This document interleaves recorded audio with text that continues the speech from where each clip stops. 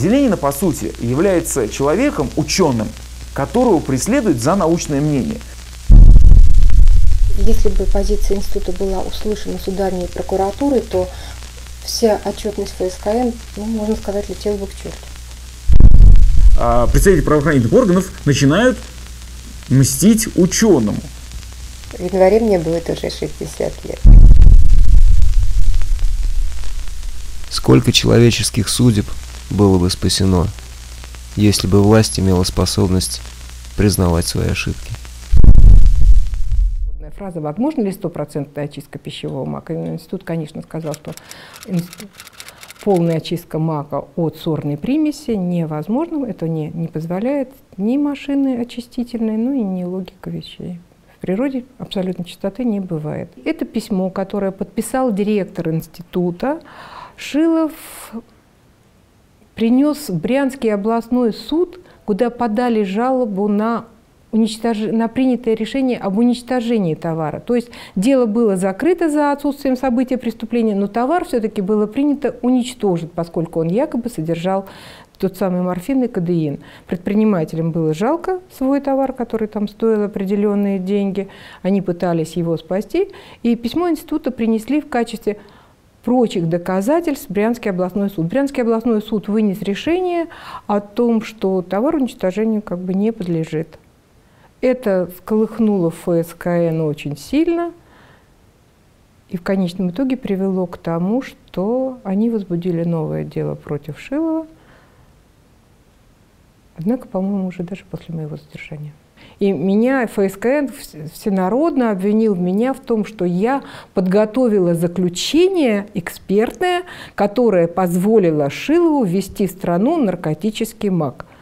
Для меня это был, конечно, жуткий удар, поскольку я никогда никаких заключений экспертных не давала.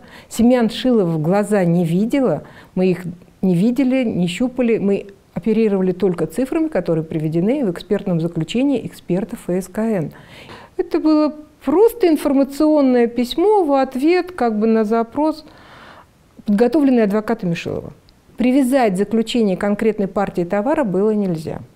И директор института, когда меня задержали, его чести надо сказать, что выступил с открытым письмом в СМИ, где сказал, что я подписывал это письмо, оно содержит просто информационные сведения, которые ничего криминального там нет.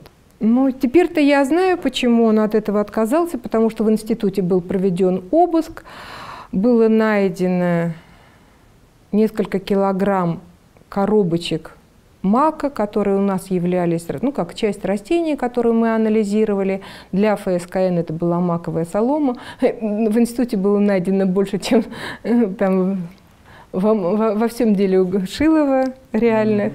И ему грозила уголовная ответственность за нарушение условий хранения наркотических средств и так далее. На тот период уже ФСКН понимали, что, арестовав меня, они все-таки пошли по неверному следу, но поскольку слишком много было в СМИ шума, то им нужно было держать марку, и только вот письмо и такая поддержка директора института позволяла им эту марку выдержать.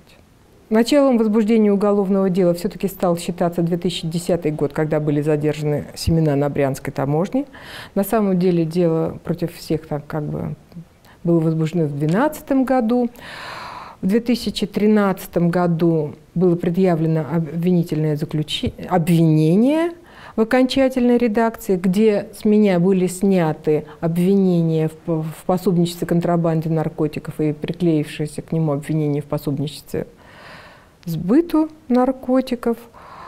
Но для того, чтобы оставить меня преследуемой, уголовно преследуемой, меня обвинили в превышении должностных полномочий, которое как бы выражалось как раз вот в подготовке ответа на письмо Шилова. А для того, чтобы это было подследственно ФСКН и не выпустить меня из своих лап, они обвинили меня в пособничестве преступному сообществу. Предъявленное обвинение, оно не конкретно, и доказательства, и эпизоды. Вообще присяжным невозможно понять, что кому вменяется, и что из предъявленных доказательств чью вину доказывает. То есть вот это не только присяжные не понимают, но и большая часть подсудимых тоже не понимает. Но процесс так построен, по-видимому, намеренно. Вообще наш суд присяжных очень странный. Суд присяжных проходит фактически при отсутствии присяжных заседателей. Мы допросили почти 40 экспертов при отсутствии присяжных заседателей.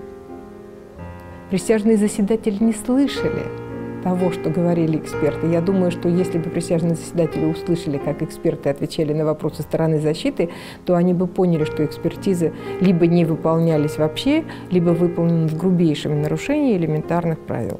Когда говорят, могу ли я судить, было ли преступление, преступное сообщество, не было, я не знаю, был ли у них умысел, что они говорили, что они по телефону, что они писали друг другу. Я оценивала это дело с точки зрения экспертных заключений. То есть, когда я открыла экспертное заключение, и я видела, что там содержание сорной примеси составляет сотые или даже тысячные доли процента, то я однозначно понимала, что ни у кого из предпринимателей маковой не было умысла на ввоз маковой соломы под видом пищевого мака. Когда в экспертных заключениях было написано, что там обнаружили 10-тысячные или 100-тысячные доли морфина и кадеина, то я опять же понимала, что это естественное содержание для пищевого мака, и никто туда не добавлял этот кадеин, и никто туда не вливал его или там не прятал его. То есть это часть семян. А семена у нас, как известно, наркотическим средством не являются. То есть мне вот это было очевидно. Но когда эксперт, проведя экспертизу, пишет, что я обнаружил семена мака наркотическим средством не является, но при этом я нашел там примесь морфина и кадеина, то, простите меня, пожалуйста, это вот сразу возникает вопрос, а все ли в порядке с головой? Честно сказать, я не могу. Вот сказать, в чью больную голову пришло основание доказать, да, что я помогаю преступному сообществу, я не думаю, что они этого хотели. Я считаю, что на тот период уже действительно там в интернете и этот ответ наш фигурировал, и в деле Шиловой Брянский суд принял решение о том, что семена мака уничтожать не надо, а семена мака долгое время составляли, ну, как сказать, основную массу наркотических средств, изъятых ФСКН. Вы в курсе этого.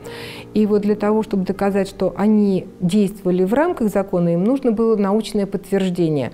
И они надеялись, что я, напуганная арестом, это подтвержу.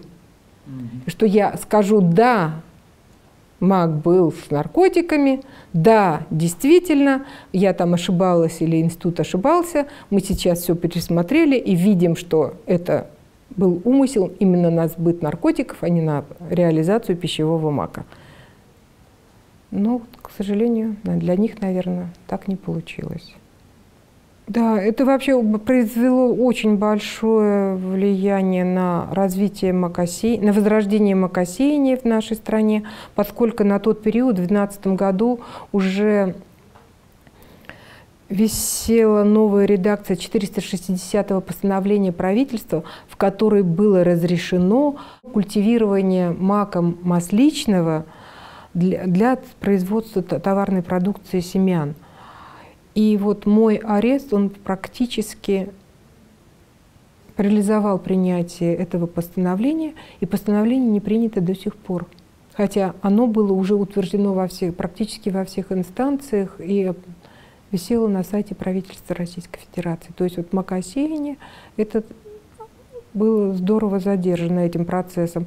После моего ареста все эксперты стали бояться вообще говорить на тему наркотиков, поскольку было ясно, понятно, скажешь не то, что нравится ФСКН, и сядешь рядом с Зелениной.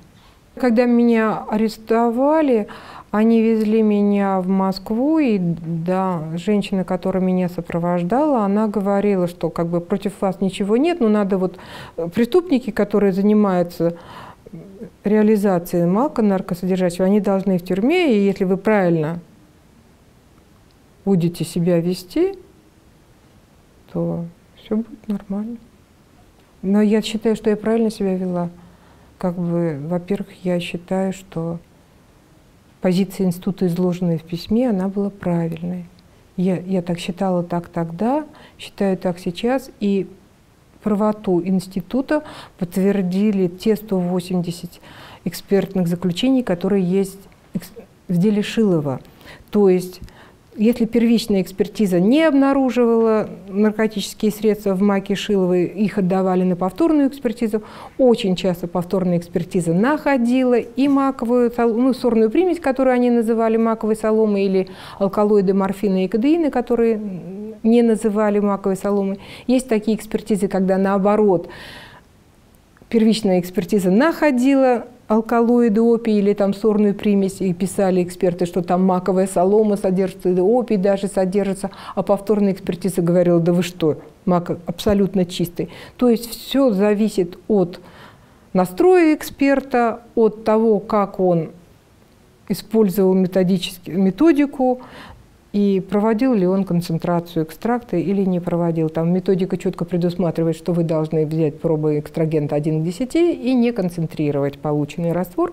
Если эксперт его концентрировал, то он однозначно находил наркотические средства, вернее, он находил вещества, которые внесены в перечень наркотических средств. Да, они до этого являлись составной частью семян, и, конечно, никакого там морфина, ни кристаллов морфина, ни ампул морфина в пищевом маке не было, был только сам пищевой мак, но эксперт писал: пищевой мак содержит примесь наркотического средства, и на этом основании следователь возбуждал уголовное дело и вел его до упора. Ну, у нас вообще в стране получается, что наркотиком можно назвать все, что угодно, да, то есть законодательство на самом деле позволяет такие вещи. Закон же не предусматривает, какое количество должно содержаться наркотического средства, ниже которого мы не можем говорить, что это наркотическая смесь. Закон говорит о том, что если какая-то смесь содержит вещество первого списка, то вся масса смеси может быть названа наркотиком первого списка. Все. И очень много дел, вот насколько я сейчас уже, вот, будучи 5 лет в теме этой, я смотрела, и очень много дел, где изымали пищевой мак, обнаружили в нем крупинки маковой соломы, и потом всю массу пищевого мака называли маковой соломой и отчитывались этой массой, получая звезды, премии и полное удовольствие. А то, что дело Шилова само по себе было разорительное, и оно продолжает разорять государство, ну вот представьте себе. Во-первых, 200 тонн мака как минимум, да, хранятся на складах. До сих пор они не уничтожены. За хранение этого мака государство платит деньги, да, за склады. Это раз. За то количество проб и анализов, которые провело ФСК, вот я посчитала, в ценах 2016 года там более 5 миллионов как бы потрачено на анализ этого мака. А сколько этих денег истрачено на перевозку его по всей стране. То есть 420 мешков мака возили в Пензенскую область на анализ, там 420 мешков возили в Курскую область, там сколько-то мешков возили в Новосибирск, ближе эксперта не нашли, да? Следственная группа, в которой в разные годы входило до 25-30 человек и оперативных сотрудников. Это прослушка телефонных переговоров, это просмотр электронной почты, это поездки там куда-то, это допросы свидетелей. Это уже в суде сколько дела находится. Когда я вижу лица присяжных, мне кажется, что они понимают всю нелепость этого процесса. Они смеются там, где нужно смеяться. Они охают там, где вот как бы я охаю, когда слышат о миллионных долях морфина в пищевом маке. Они негодуют, когда там что-то такое происходит, то, что, у них абсолютно правильная человеческая реакция. Но я опять же не уверена, что когда мы выходим из зала заседаний, к ним не приходит прокурор или судья и не рассказывает им историю о том, что вот там, вы неправильно поняли в процессе, на самом деле это жестокие преступники, которые отравили всю страну опийными алкалоидами, и вот вы понимаете, их обязательно нужно осудить. Все зависит от вердикта присяжных заседателей, поскольку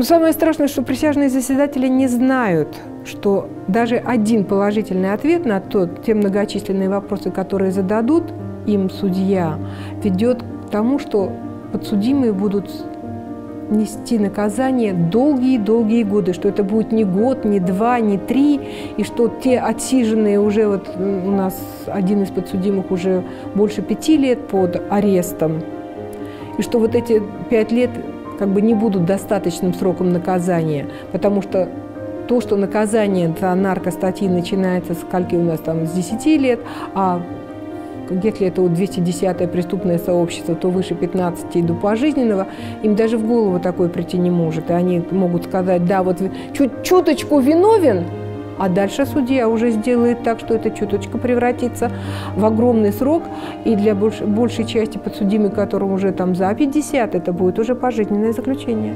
Я была ужасно поражена, конечно, я была стукнута арестом, когда огромное количество людей с автоматами вторгаются в твою квартиру, и тебе вдруг говорят, что ты пособник наркоторговцам, даже не наркоторговцам, а контрабандистам, а ты никуда не ездил, не выезжал никогда за рубеж и нигде не был, ничего не вез и ни с кем, это с бизнеса не имеешь. Это, конечно, поразительно такое. Я долго приходила в себя, и 42 дня содержания в СИЗО на меня произвели очень плохое впечатление. Я долго болела после этого. Какой-то период, да, казалось, боже, я подсудимая, это же ужасно звучит. Что люди подумают обо мне? Но самое интересное, что большая часть людей понимала эту ситуацию, как старались пожать мне руку и сказать, мы с вами, мы все понимаем. Мама, к сожалению, умерла, так и не дождавшись.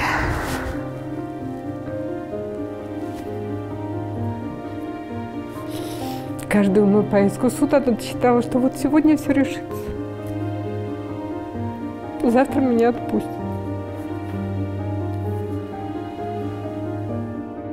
Жалоба, которую коллектив института написал коллективное обращение к президенту Российской Федерации, в котором говорил о моем необоснованном преследовании и о необходимости меня освободить.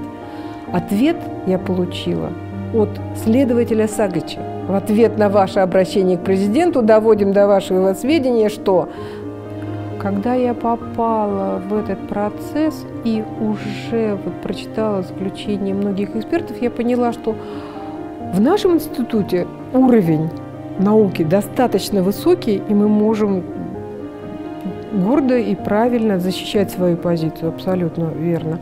И я считаю, что я защищаю здравый смысл. Я не знаю, как наука, но в данном процессе я пытаюсь защитить здравый смысл.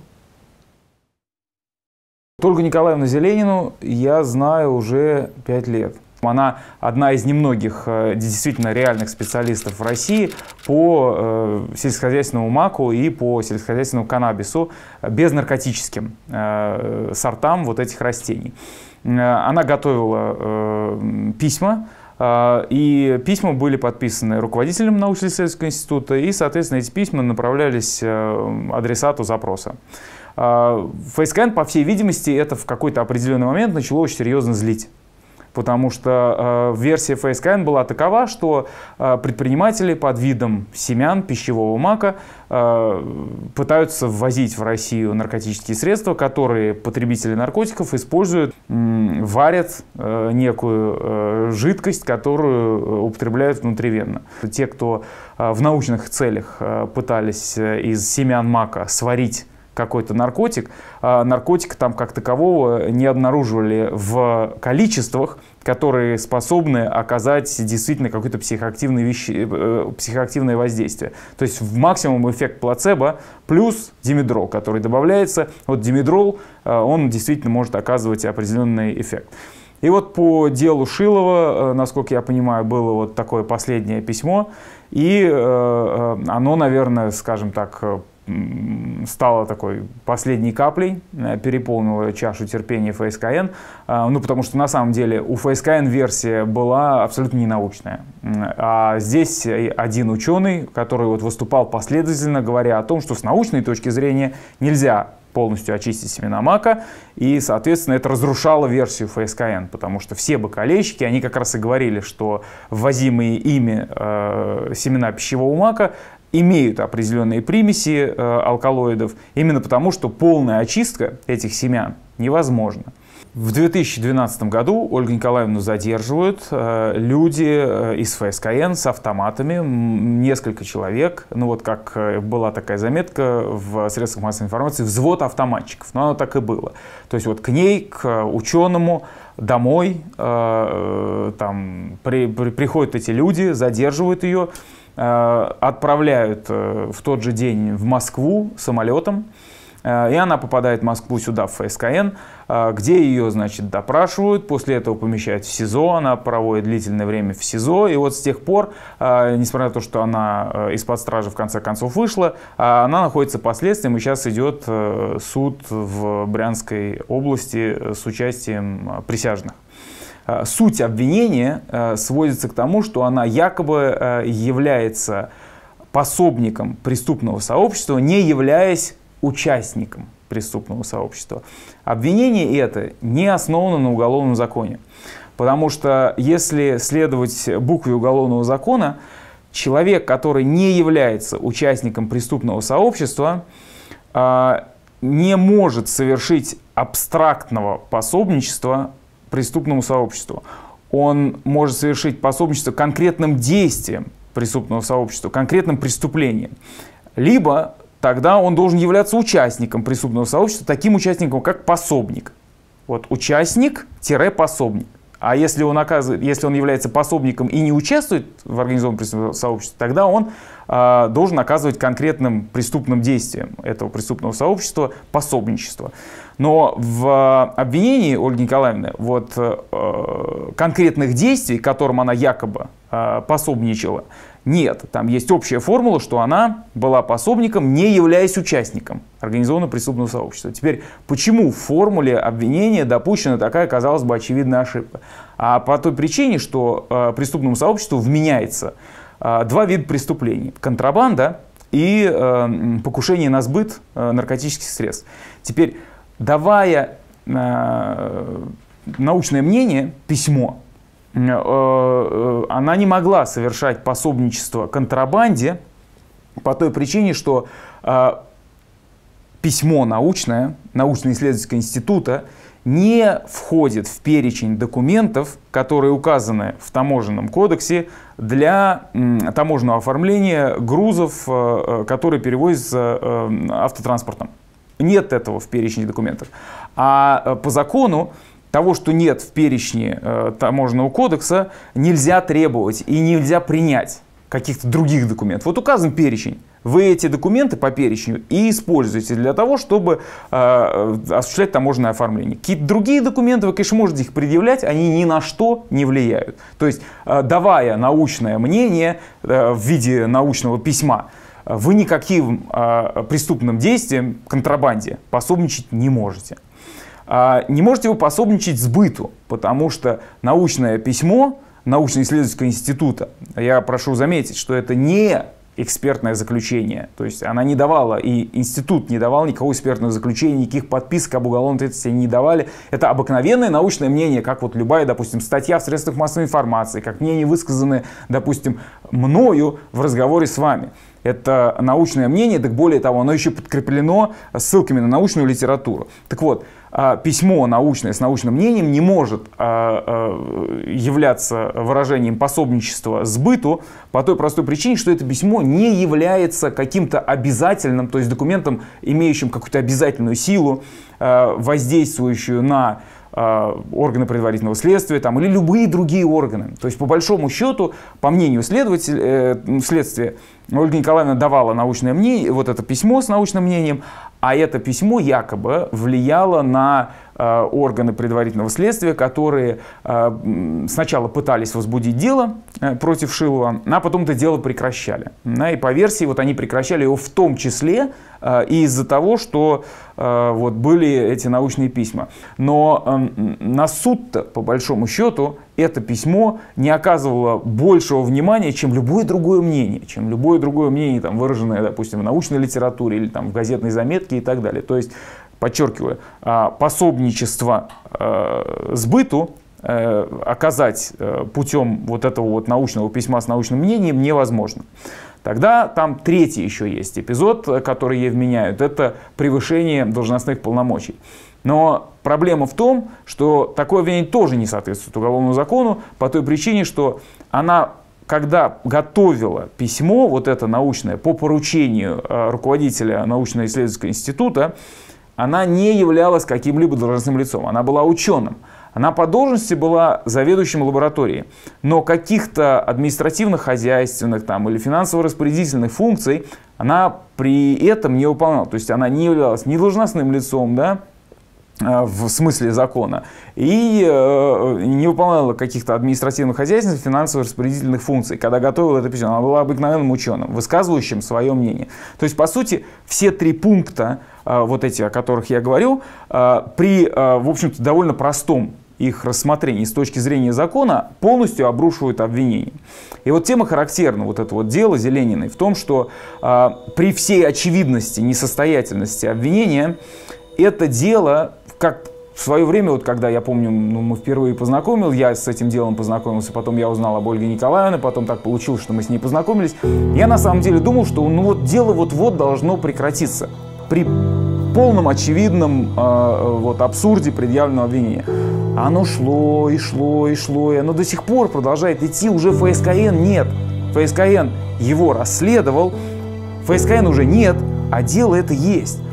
Его передали в суд, уже нет даже, вот мы всегда казалось нам, что есть определенное давление со стороны ФСКН на там, прокурора, наверное, прокурор там, и, наверное, судья какой-то испытывает определенное давление, да, со стороны ФСКН. У нас был руководитель ФСКН, довольно сильная личность, да, там, мы думали, что вот есть определенное давление. Но вот сейчас очевидно, что абсурд всей этой ситуации заключается в том, что если уголовное дело возбуждено, и вот в таком объеме, в котором оно присутствует в деле Шилова-вот всех остальных участников и неучастников, как Ольга Николаевна, вот этой так называемой организованного преступного сообщества, то остановить производство по этому делу получается вообще невозможно. То есть оно вот идет от стадии к стадии. Предварительное расследование закончилось, дело поступило к прокурору. Его прокурор утверждает, дело идет в суд. Суд возвращает дело прокурору, прокурор возвращает его на доследование. Его доследуют, не исправляя практически никаких изъянов. Дело опять возвращается прокурор, прокурор опять его утверждает. Дело попадает в суд.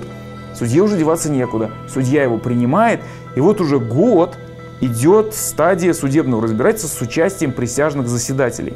И такое ощущение, что это вот болото, которое всех затягивает, и невозможно из этого выбраться. То есть при всей очевидности вот полного абсурда вот этого предъявленного обвинения. Я уже 3 года живу с мыслью о том, что, по всей видимости, дело это просто так остановить нельзя. Либо присяжные действительно как-то вот должны найти в себе смелость, увидеть, проанализировать это дело, увидеть, насколько вот просто с точки зрения здравого смысла это дело абсурдно, и, соответственно, вынести вердикт невиновный. Либо кто-то из самых высоких, наверное, руководителей государства, что ли, должен вмешаться. Я уже просто не понимаю, как это дело остановить. Потому что вот по факту получается, что нет такой силы, которая способна остановить вот это абсурдное дело. Представьте себе, ученый, человек, которому за 50, человек, который никогда к уголовной ответственности не привлекался, супруг который доктор наук, ученая семья. И вот этот человек привлекается, по сути, впервые вообще сталкиваясь с репрессивной машиной, в такой вот жесткой манере, в такой жесткой форме, с автоматчиками, в СИЗО, на 2 месяца, потом выходит из СИЗО. И, наверное, первый год, я так предполагаю, а может быть и больше, Ольга Николаевна действительно рассчитывала на то, что справедливость восторжествует и ее дело прекратится. И вот представьте себе, каково человеку вот за таким портретом осознавать, что нет, справедливости-то нет.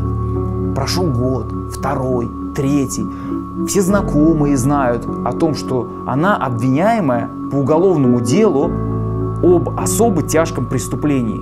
Она не работает, она не может работать, потому что по условиям подписки о невыезде она должна находиться в Москве. А работа у нее в поселке Лунино, в Пензенской области. Она не видит своих родителей, а на зарплату ученого она должна жить в Москве, при этом не работая, да? То есть сбережений нет никаких. Работает у нее один муж, который, по сути, все это тащит. Там какие-то знакомые, наверное, ей помогают, друзья. Но этого тоже не хватит на столько лет, правильно? Адвокаты, которые ей там периодически помогали, они тоже не могут ей помогать бесконечно. В итоге она остается с адвокатом по назначению. Вот как сейчас она сидит, допустим, в судебном заседании с участием присяжных. И ее представляет адвокат по назначению, который уже, если не ошибаюсь, третий там сменился по делу. У нее мать уже умерла. За время, пока вот она находилась под этим следствием, у нее умерла мама, которая так и не дождалась момента, когда ее оправдают. Когда скажут, что вот Ольга Николаевна Зеленина невиновна. Вот каково это?